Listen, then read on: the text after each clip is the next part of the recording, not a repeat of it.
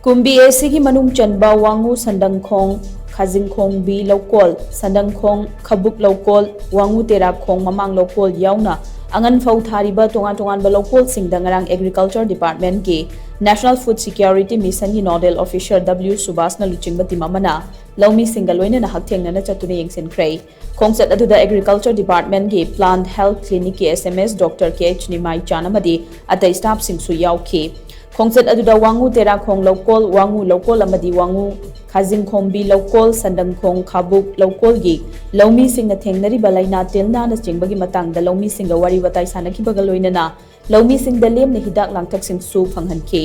khongchat aduga mari lainana National Food Security Mission ni Nodal Officer Subhash na hai Anganphou asi loumi ichil inau sing na mai pak na thanaba December thadagi thorang tawraga sem saduna leiba mathau tai Department ke maike degi su pibe yaba mateng pigani loumeeshing na su department tagi kanaba khudong chaba sing lobiyu chahi asida thenglabasu thengna pre kharip ki damakta Anganphou gi oina hector chani mukta manifau RCM 12 asi loumeeshing da phanghanduna double cropping tawduna chathok marang kaina puthokduna chinjak tami pal tangdaba lamdam ama oina bagi damakta thorang asi paikhalakpani haina mahang makhata ke ngarangi khongchat aduda Kumbi Kendra Farmers Association ki President KH Dinesu sarukya ke masigi pre kharip ekhoi paikhatsariba program che masida loumi sinau hinda phauji thalaga lingbiu lahon hullaga haitare lahon hullaga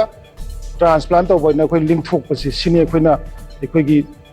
channa pathap aduga December sai dige khoi Anganphou tawna double cropping tawna bagi thorang se khoi sem sadana leiraga department gi maikai dige su pibe aba yengshinba aba ekhoi na adum senajagani phanghanjagani kanaba khudong chaba kaya ama